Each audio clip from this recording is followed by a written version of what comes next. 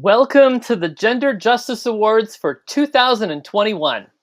This past year has presented challenges for us all, but one big impact was a shift both in how we engaged with our community. Like, did you see Trans Pride online last year? What a shift for us, and for you too. And recently, we said farewell to our co-founder and co-executive director, Toby Hill-Meyer, as she moves on to a position with the city of Olympia, bringing her advocacy and leadership to a whole new realm. This evening, we're going to try and keep this as brief as possible. But with me as MC, I guess anything can happen. It's too bad we didn't add a laugh track to this, right, Amy? So tonight, I will introduce some clips. We'll have some relevant links for you to click on. And we invite you to reach out and learn more about our award-winning recipients and the work that they're doing. In our 9th year, we've impacted thousands of people across Washington state, and we're not done yet. Even though we temporarily shuttered our office last fall, we're still helping clients and fighting against injustice across the state, whatever form it takes. Before we get too far in, I want to thank Traction for sponsoring tonight's awards. Traction brought you some amazing content last year at Trans Pride, producing with us our weekend workshops. You got to check out their work. As a special celebratory move, Traction is going to match up to $500 from any donations received tonight. Every donated dollar up to $500 will also be matched by Gender Justice League, and then split up amongst our awardees as a token of our appreciation for their powerful leadership. So, you can just head over to our page on Fundraise, or you can head over to genderjusticeleague.org/donate, and you can click the link below that I think Amy's provided. Back to our show. So this is our 6th awards show, and we're certainly missing the amazing catering from That Black Girl Cooks and seeing our friends and supporters in the audience. In the meantime, we've recognized that over the years, the leadership in our community has grown immensely. It's a challenge to recognize just a small handful of folks each year when the people stepping up to the challenges our communities face every day are multiplying much faster than we can keep up. We look forward to partnering with our colleagues and peers in the future as we lift up our past, present, and future leaders. I should mention that all of our recipients will receive a cool, star-shaped Gender Justice Award trophy and a cash award that you are going to help them receive tonight. Okay, let's get ready for our first award, the Youth Justice Award. If you've never met our awardee, then you're in for a treat. By the end of this clip, you'll see why she was selected by the community for a Youth Justice Award. I present to you Veondre Mitchell. Now, hang on to your hats. This clip starts with a singing sensation.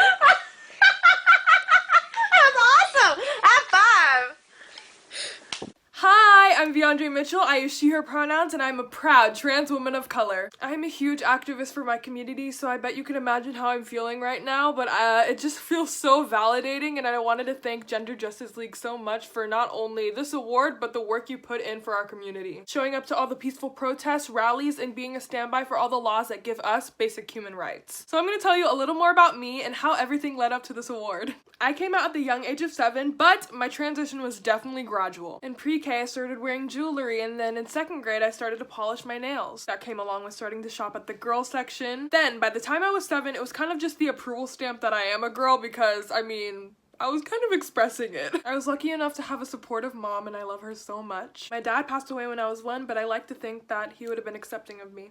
Now, being trans is not easy at all, but I was also in a conservative town, so things were kind of, ugh. I was the first trans kid at my school, not to mention the first black trans kid at my school, so there was a lot of stereotypes pushed on me. Later on in the upcoming years, I went to my first Pride where I finally just felt accepted and one with my community, because I didn't know there were people like me. My auntie snapped a picture of me and we put it into a contest where they were giving awards out on the main stage of Seattle Pride the next year. The next year, I got a call and I won what was called the Lollipop Award. Basically an award for just being who I am at such a young age. In 2016, I got put in a feature film for the documentary The Most Dangerous Year, directed by Vlada Knowlton. Trans women are women too! Trans women are women too! They need to be just Became the first trans cheerleader at my middle school. Started doing a lot of public singing within my community.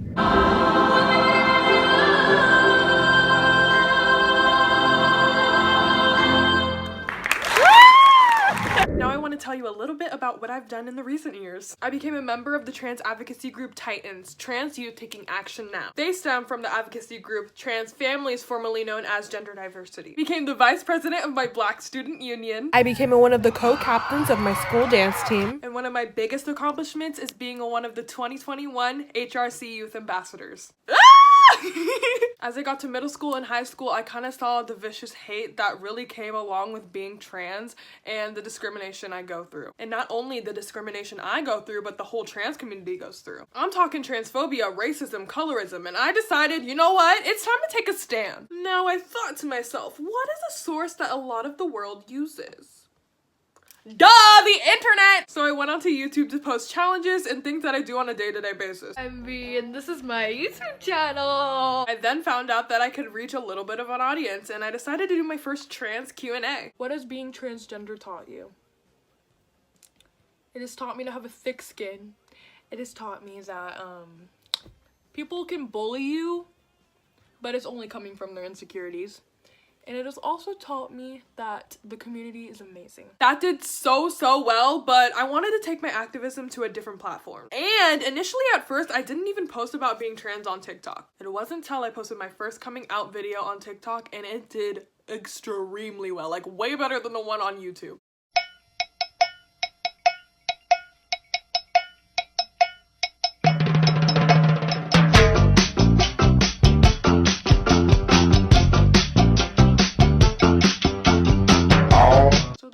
Like, oh, well, maybe I could take the activism on here. And that is what I did! Now, every day I talk about the injustices that I go through, the Black trans community goes through, and the trans community goes through in general. I proudly stand here with 2 million followers, and that is a big influence. Can I go to the washroom, please? What are you doing here? Can I go to the washroom, please? No! Oh no, oh no, oh no! I'm just kidding. You can go. Thank you, thank you, thank you! I also wanted to let you know that I'm here. I'm here for you. I stand for you. And I will not stop fighting my fight until we get the justice we need. Black trans women are killed way too much. The rates are way too high and it needs to stop. So until that's gone, my fight does not stop. So that's a little bit about me and what I do with my activism, and I hope you enjoyed my story. Ooh, that sounded good. If you want to help me on my journey, my GoFundMe, PayPal, and Cashapp is on the screen, and all my social medias will be on the screen as well. Thank you again, Gender Justice League. Back to whoever was talking before. Bye! Oh, I think she means me. All right. Can I say 2 million followers? I'm just happy when 20 people laugh react to my Facebook posts. Oh, and true story, I didn't join TikTok until I found out about Veondre, and I've never looked back. It's great. Isn't she great? Anyway, I'm really excited to see what the future holds for her, both as an influencer and as a leader for our community and for youth justice. Okay, next up, our Zeitgeist Award has historically been given to a person who embodies a particular spirit of the moment, of the age, someone who our community can look to for inspiration and leadership. This year is no different. Quoting 2 of the people who nominated her, Randy continues to remind people through her activism, art, existence, and advocacy that this country was founded on racism, sexism, genocide, and classism, and that the only way out of this mess is by all of us who want justice and equity, truly reconciling with our inner truths, and knowing that living full out as oneself, connected to one's communities and to one's gifts, is so powerful that others are willing to kill us for it. Randy reminds me daily to be all of who I am, living in all of my truth, speaking back to the injustices in this world so that we may all live, belong, and become part of the world. And simply this: the world doesn't deserve Randy Ford, but here she is.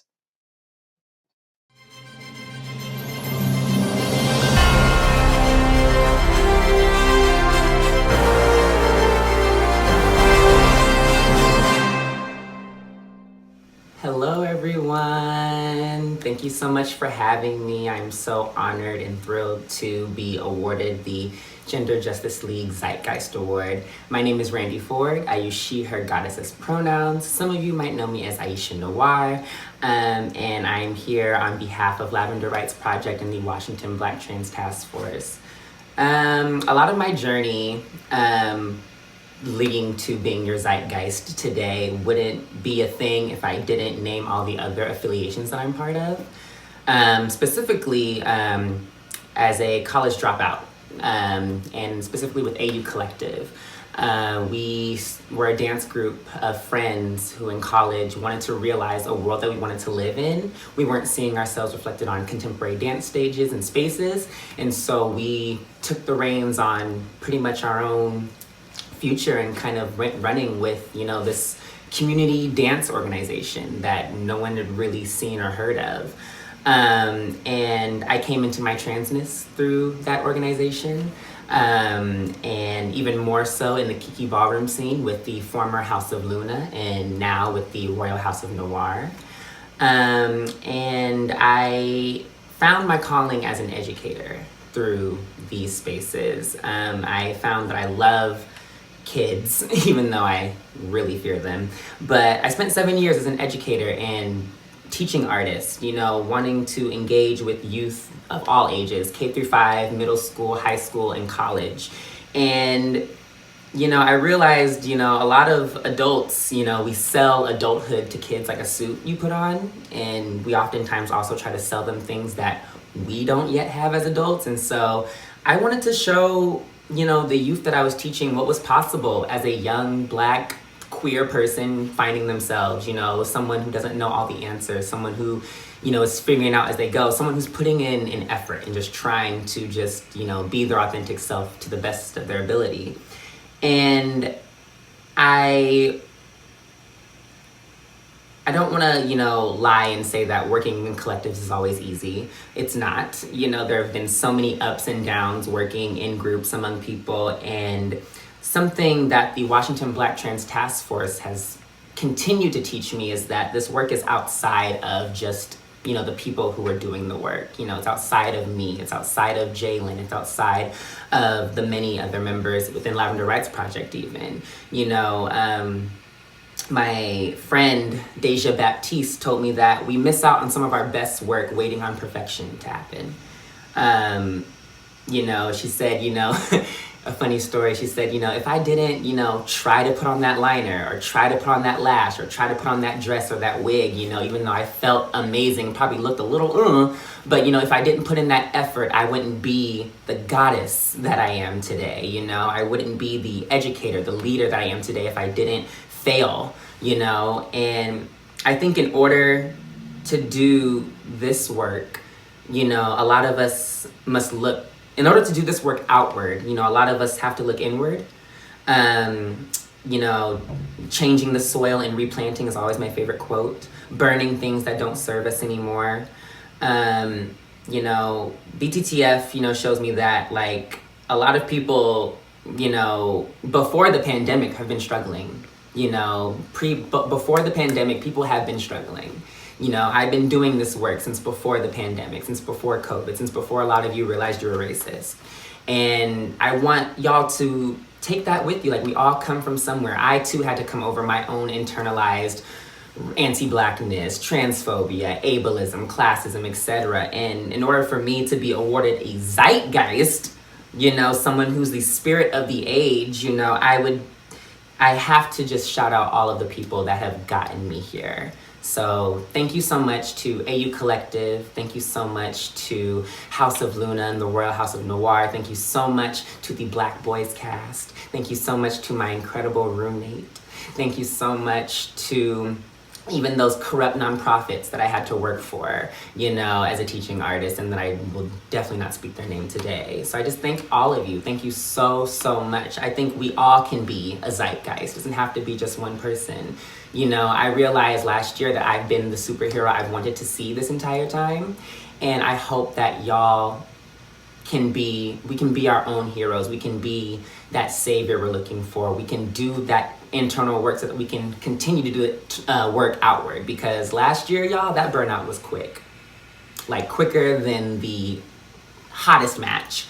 And so I just hope that, for those that look up to me, know that I'm not perfect, know that I am learning as I go, know that I try my best to do my internal work so that I can be this zeitgeist for you. So thank you so much, Gender Justice League, so, so, so much for this incredible honor. I had no idea that this was coming my way this year.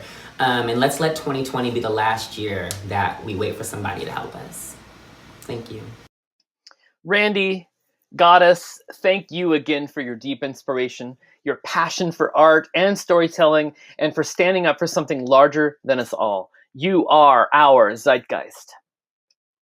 Okay, next up, congratulations to our Youth Organization Award recipient, PizzaKlatch. PizzaKlatch is a force to be reckoned with in Thurston County. Prior to the pandemic, they'd grown an after-school pizza hangout into a service providing lunchtime support to LGBTQ+ youth across 14 high schools and a middle school, and hundreds of students. I will let their staff member, El Sanchez at PizzaKlatch, tell you the rest.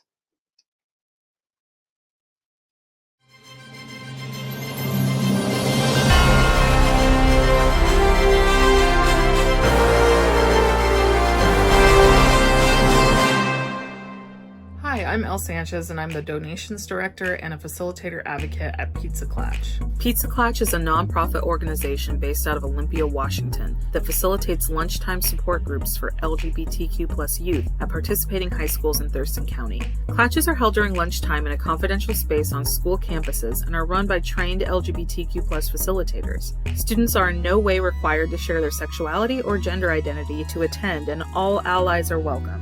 Groups begin with students sharing their names, pronouns, and their high and low of the week. From there, every Klatch is unique in the way that discussions center around the particular needs of the group of students in each Klatch.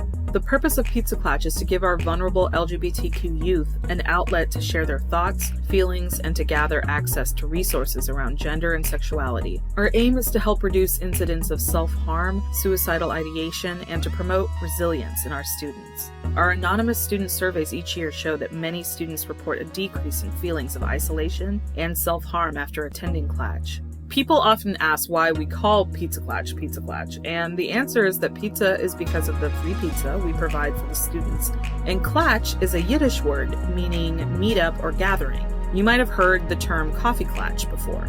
Also, it's much easier for young folks who are perhaps not out to family, friends, or even themselves to say, I'm going to PizzaKlatch today, rather than I'm going to a support group for queer and trans teens. PizzaKlatch began in 2007 as a response to a rash of suicides amongst LGBTQ+ teens in Thurston County. A group of LGBTQ+ licensed therapists, school administrators, and parents came together in the hope to find a way to better support the queer and trans youth of our community. Initially, they organized an after-school program with North Thurston High School, which was successful, but was unfortunately discontinued that year due to some students in attendance who were punished by their disapproving parents when they found out they stayed after school to attend an LGBTQ+ group. Thanks to the dedication of those original founders, as well as the support from the North Thurston School District and the students themselves, PizzaKlatch was able to move to lunchtime during the school day, and the very first slice at the very first PizzaKlatch lunchtime support group was served in the fall of 2008.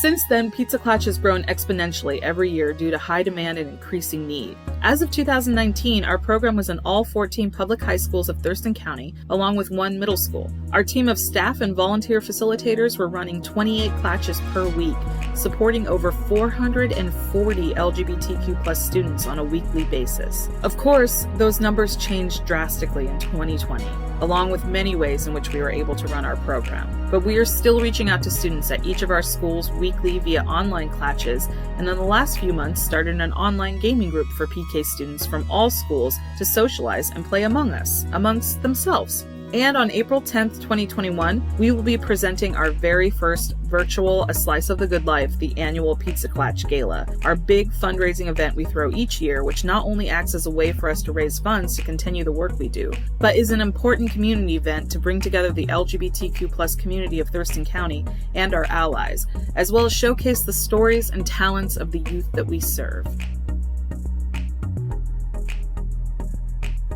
On behalf of the staff at PizzaKlatch, our amazing board of directors, and our absolutely incredible group of volunteers that have stuck with us through so much. Were you jamming out to that music? I know I was. Anyway, that video was awesome. I am so encouraged to see such a thriving, vibrant group of youth change their academic environment like that. And now I want pizza. Anyway, our next awardee is the Community Organizing Award. This award recognizes the efforts of a community organization or group serving the transgender, non-binary, and gender-diverse communities from around the state. This year, Washington Black Trans Task Force is the award recipient. As a part of Lavender Rights Project, the task force provides resources for Seattle-Tacoma region Black trans people in collaboration with community partners in order to broaden safety nets and increase avenues for justice that are typically available for white trans people. Randy Ford will tell us more.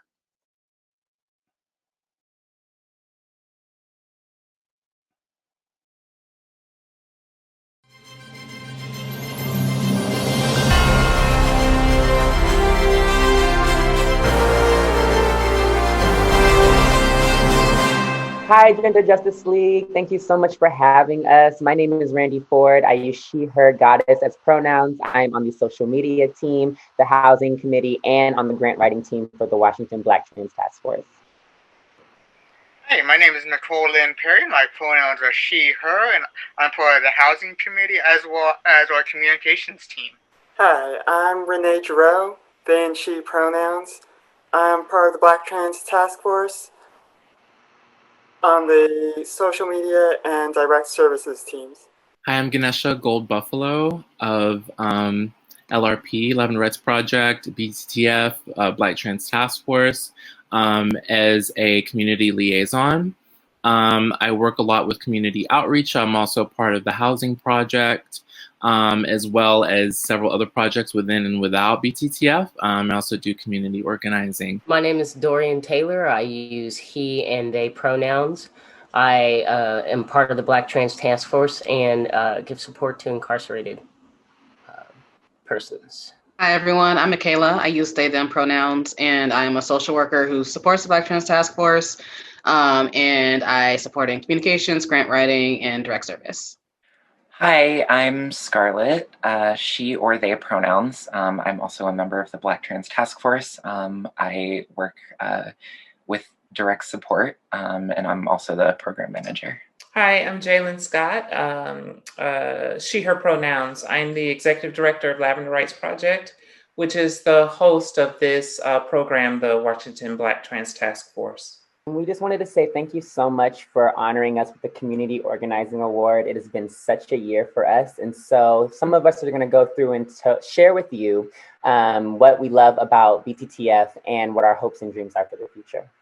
For me, BTTF means taking care of our community. It's one where we can go out and we can reach those who are part of our community and make sure that they're taken care of. And part of my hopes and dreams this year involve establishing housing for our community so that we can make things safer for them as well as ourselves. I am so honored to be a part of BTTF, Black Trans Task Force, as one of the liaisons and organizing with the task force for so long now, and to be receiving this award means so much for our organization, but also for some of the individuals that are part of the organization who are receiving their own accolades within this award, or within this award system. I think this is a beautiful award for how it centers around community organizing and how it centers around specifically trans folks and queer folks in our community, which are our main priority. As Black Trans Task Force, we're heavily focused primarily on Black trans women, Black Indigenous trans women and femmes. And I think that this is only a beginning to the evolution of our work, and to be receiving something so early in that I feel like that we are, even though we've been running over a year now, to be receiving something like this early in feels like such a blessing on the rest of our evolution as an organization and the work that we can continue to do together. But thank you. Thank you. My hopes and dreams are for a future where every Black trans person is safe, well-fed, housed, liberated, and we never have to worry for each other again. Being a part of the Black Trans Task Force to me means being a part of community and helping bring the voices of those incarcerated to the outside, and showing their humanity and decriminalizing the work that Black trans people have to do to exist in our society. And that's some of my hopes for the Black Trans Task Force in the future. This group has been powerful in the tackling of disrupting violence against Black trans women and femmes, looking at a holistic approach of how to protect folk, including Lavender Rights Project as a whole, tied in with the Black Trans Task Force, since we are one organization, one group of employees, and we have one mission, which is the protection of LGBTQ folks in general, but very specifically the disruption of violence against Black trans women and femmes. So my hope is that we continue to do this work, that we grow, that all aspects of Lavender Rights Project, including the Black Trans Task Force, continues this work of centering on the needs of Black trans women and femmes. Thank you so much for this award. We are honored. The entire organization, Lavender Rights Project, is honored, and our leaders at Lavender Rights Project, the Washington Black Trans Task Force, we are all honored. Thank you. I'm really moved by what the Washington Black Trans Task Force has already accomplished in such a short time. They are an organization to watch and to follow their lead. I know that I'm as a leader at Gender Justice League, I've been really privileged and honored to have partnered with them, even in the few ways that we have so far, and I'm looking forward to the future. Our next award is the Health Justice Award, and I will tell you that instead of a video, I'm going to be sharing some information, and I just realized that they don't get a really amazing intro piece to that, so I'm going to do a little bit right now. Dun, dun, dun, dun, dun, dun, dun, dun, dun, dun, dun, dun, dun. Okay, I realize I think that's the Back to the Future theme, so I'm going to stop now. All right, Mattie Mooney is the co-founder of the Trans Women of Color Solidarity Network and a fierce trans healthcare advocate for the state. They've been working at obtaining and maintaining equitable access to healthcare for people for about 5 years as a full-time job. Mattie acknowledges that healthcare is one of those fundamental things that impacts everything for trans folks: economic stability, housing, safety, and more. They see their work as one of the many ways they take care of themselves and their community at the same time. Mattie shared with us Someone once told me that in the trans community, everyone has a job. Some folks are mothers and caretakers. Some folks are listeners, healers. Some folks provide housing, food, harm reduction. Some are entertainers who heal community with joy, love, and social safety. Healthcare and making sure our community is supported is my job, and it will always be something I feel called to do. Yes. Mattie and the folks they have worked with closely in our community provided something beyond necessary in doing this work. They and their colleagues gave us hope. So much of our lives as trans people contain bits and pieces of broken healthcare promises from our providers and insurers, promises that Mattie has pledged to hold them to. Mattie, we present to you the Health Justice Award. Thank you.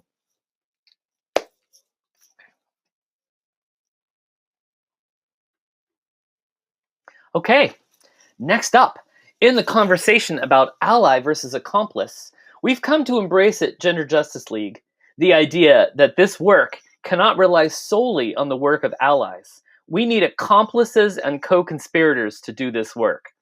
To that end, we've selected our Accomplice Award winner. As an active member of the local Black activist community, Mercy Kariuki-McGee continues to dedicate her passion, her voice, and her time to the Black Lives Matter movement with a steadfast heart, reminding government and community leaders that all Black and brown voices need to be at the table. She makes sure that trans and non-binary community members' voices are heard. She fosters relationships with local trans leaders and advocates, extends invitations to community meetings, and worked with Gender Justice League and local government officials to establish a resolution to address harms and injustices against Black and Indigenous, trans, and non-binary people of color. For your selfless and powerful service, Mercy, we present the Accomplice Award.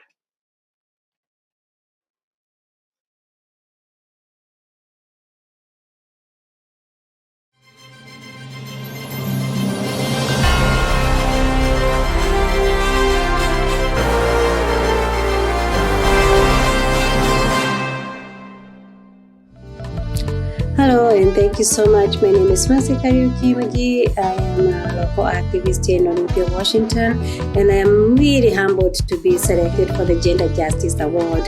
I know how much this work means in our community and in the world, and the whole world. I know what gender justice have been doing here to transform and change the views of our transgender community. My work really started in the summer of 2020. Not that I wasn't really involved before, but I fully immersed myself into the activism after the death of George Floyd in the summer of 2020, when I realized that it is time for us to speak up. And it was time for the Black and brown people to come together and raise awareness of the oppression that the Black people have felt in this country for a long, long time. And during the summer of 2020, I had so many mixed feelings. I was feeling the urgency, and I was looking for people to work with, and I found Gender Justice, and we started working together. We passed a resolution on transgender, Black transgender, especially women in our community, through the City Council of Olympia. I've worked with so many other activists in our community to bring voices of those who are mostly marginalized. I am the founder of Amplified Voices of Olympia, which is a young nonprofit organization that works to bring issues about race to those who are elected to make decisions, to educate people about things that we need to do to remove systematic racism in our community, and as well as working issues of education, criminal justice, healthcare, house-based community, ensure that Black and brown people have access to land, and as well as healthy food, as well as creating policies that protect Black farmers as well. The work that we have all been doing here in this community is so much needed, and it's not the work that can be done by one person. It's work that requires a whole community to come together to create the change that's needed. And I found exactly that. There's a lot of energy here. There's a lot of organizing in this community, and there's quite a lot of work to be done, and especially creating a better public safety. In the social justice movement, there's never an end. Once you start, you don't stop. You just have to keep going, because there's a need to create a space where human beings can coexist and human beings can live together without feeling any sort of fear. The last year has been really tough, and more so for a lot of people, and more so for the Black and brown people. We have had to live in a lot of fear. We have to come to a realization that unless we work as a community, we can't remove systematic racism, and we cannot change how people are treated because of their gender orientation, because of their race, because of their ethnicity, because of the language they speak, because of their color. It really is going to take the whole community to be able to understand that we need to make some changes, and that's where I found my true calling is trying to work with the whole community to find that voice, to find people who share the same beliefs like I do, to find people who want to make change in our community, to find people who are willing to fight to the end. And I'm truly honored to be able to work with gender justice, because that's truly who they are and that's what they believe in. When they pick one issue, they go with it to the end, and they make sure that it's done well.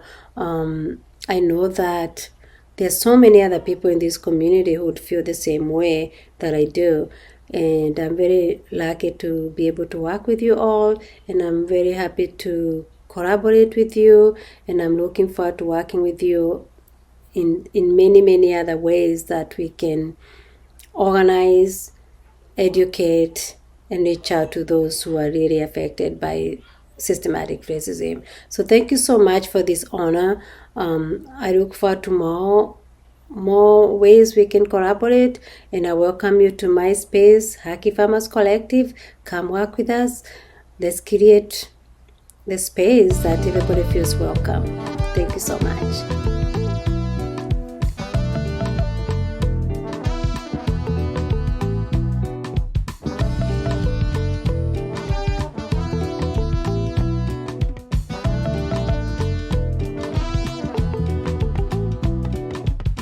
Thank you, Mercy. Thank you so much for working to lift up and amplify the voices of the most marginalized in our community.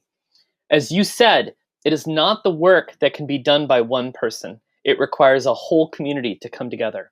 Again, thank you. Okay, the next award is the Black Trans Lives Matter Award. And our award recipient is none other than Scarlett DGiacomo, a familiar face from the Washington Black Trans Task Force. But she doesn't stop there. Her efforts have had an impact across Western Washington. Scarlett has a few words to say on her own behalf.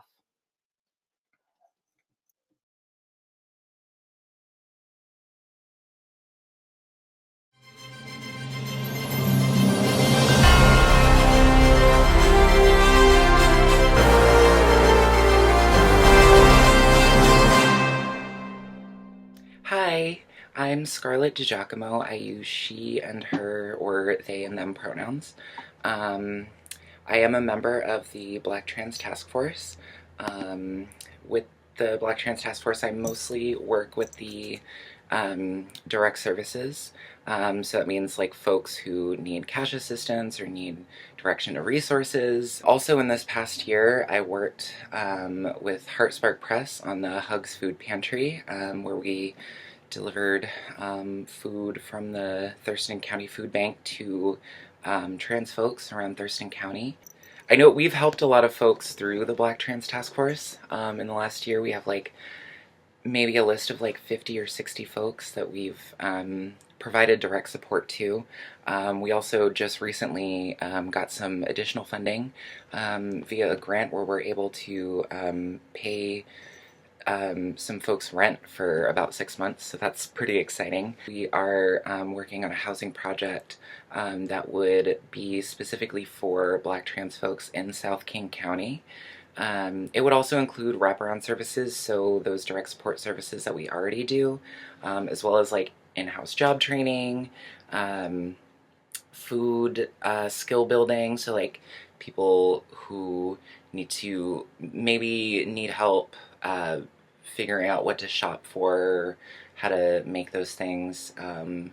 Yeah, I want to say thank you for the recognition. I think doing this work, I have almost a hard time being recognized for it because it feels like, well, this is what you're supposed to do. So accepting an award, I don't know, it feels weird, but it means a lot to me to be recognized. So I wouldn't have been able to get anywhere if it weren't for other organizations when I came out like a decade ago who helped me, either got me funds when I needed them, helped me to find doctors, that sort of thing. So it kind of feels like because I benefited from this work, it's important for me to then do that work for the rest of my community. My hopes and dreams for the trans community as a whole, I mean, it's all wrapped up with my work with the Black Trans Task Force. I want to see Black trans people housed. I want to see them fed. I want to see them safe. I think that for me, I was pretty much stagnating until I got myself into stable housing. Like nothing really came together until I was housed, and not housed without fear of losing my housing. That was when I was able to sort of build myself up into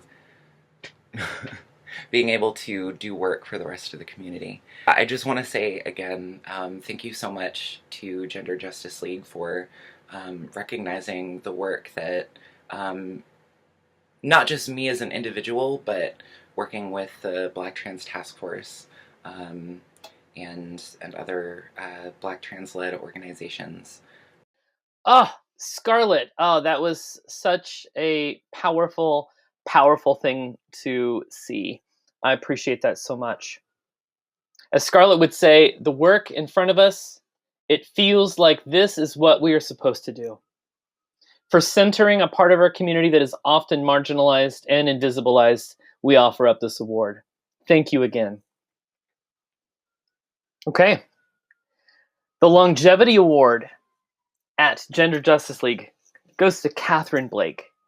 If you've ever had need to call the Trans Lifeline, you may have spoken to Katherine, who has logged thousands of calls with the organization, as well as founding her own local organization, Trans Matters Now.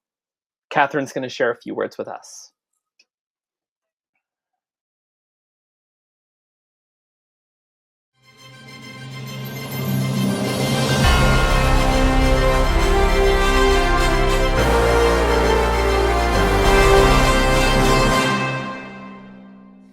My name is Katherine. My pronouns are they, them.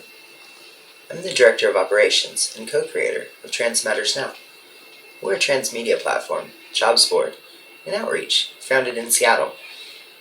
I was the very first Trans Lifeline hotline staff operator to be hired. As an active hotline operator, I hold the most tenure and the most talk time with callers, having taken over 12,500 calls for over 2,500 hours. I'm the coordinator for Trans Lifeline's Family and Friends Line SOFA outreach. I've heard countless heart-wrenching stories. In this work, I'm exposed to trauma. Like many of us, my own life has been touched by trauma in different ways. I wouldn't be here right now if not for our model of non-intervention, trauma-informed peer support. For every loss, there's been an opportunity for resilience. Sometimes, when we're lucky, healing. Receiving the Longevity Award seems hard to believe. This year, my oldest child turned 10. I can remember taking her to her first protest in Texas during the Rise Up Austin demonstrations for reproductive rights when she was 2 years old. This past year, my youngest was able to march on behalf of BLM with Surge. Already, they've participated in demonstrations demanding housing and economic justice.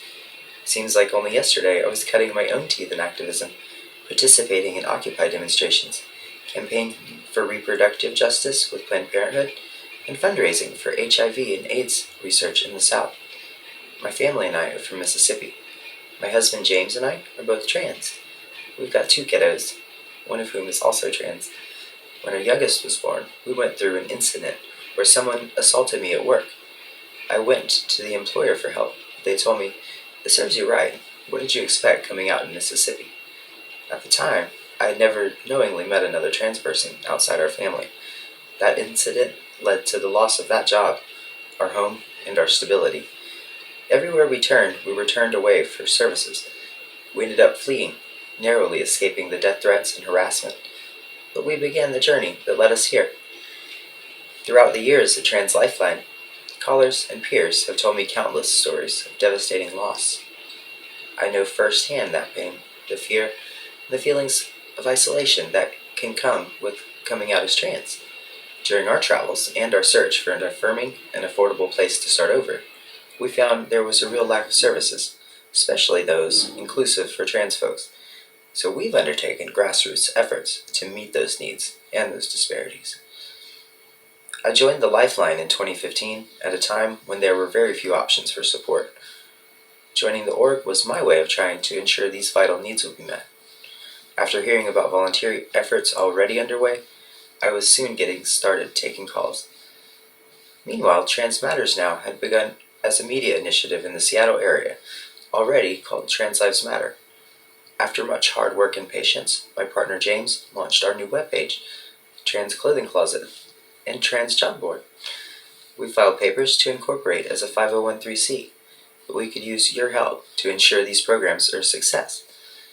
Staying in this work for the long haul can be a serious challenge.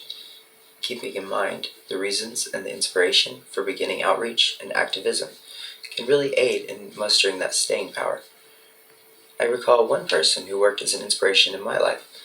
As a young adult on a work trip in the DC Metro, I was pleased to meet with some anti-war protesters in Lafayette Park. It was there 16 years ago that I met someone who had given her life fighting for what she believed in. Conception, or Connie as she was affectionately known, lived in a tent and kept a vigil demanding to be heard for 35 years, till her death. This encounter was profound, and it's remained with me to this day. She inspired me to my own form of vigil, demonstration, to lead by example. We're hoping that influence will be for our kids, not only in our work, but in setting that example for the next generation to follow in the future. Without the work of those who came before, we wouldn't be here right now. So now it's up to us to create that legacy of justice and equity, starting with the most marginalized in the here and now. That's why I'm doing this work. That's what keeps me going. I'm grateful for this opportunity to open my heart and serve this community.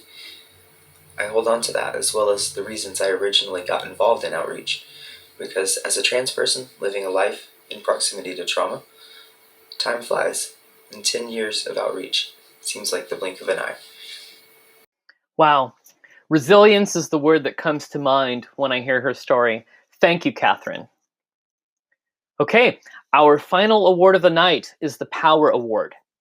This award is given to someone who embodies the drive to overcome everything in their path, to succeed, especially when the odds are against them. Tonight, this award goes to Sherae Lascelles, a leader involved in community, business, and politics. We don't have video tonight from Sherae, so I will share words spoken by our very own Toby Hill-Meyer about them. Sherae has been a part of founding both the POC Swap, POC Swap, otherwise known as the POC Sex Workers Outreach Project, and the Greenlight Project, engaging in advocacy and direct support for sex workers. They passionately fight to represent people who have been kept out of decision-making. They ran for an appointment to City Council in 2019, and last year they ran for state representative against the former Speaker of the House, Frank Chop. While they didn't win those campaigns, Sherae embodies the spirit of commitment and tenacity, and we have only just begun to see their leadership in our community. Thank you, Sherae. We're honored to stand with you. Okay, thank you all for joining us tonight, for hanging with us online, for enduring a few of my antics, and it's our least favorite way to hold award shows, but we appreciate you being here. If you're still here, we're grateful for your support. Speaking of support, if you have the opportunity and the means, please do donate to us at our fundraise link, or you can always donate through our website at genderjusticeleague.org/donate. Each of our award recipients tonight will receive a cash amount from us, but you get to help increase that amount through your donations. We deeply appreciate the community who nominated their peers and leaders. This event is a reflection of who and what our community and our future holds. We owe so much to you all. Thank you to our award winners for your courage, leadership, and passion. And finally, I'd like to once again thank Traction for helping us make tonight's awards possible. As a reminder, Traction will be matching up to $500 in donations, as will Gender Justice League. Please donate to support our award winners. Good night, everyone.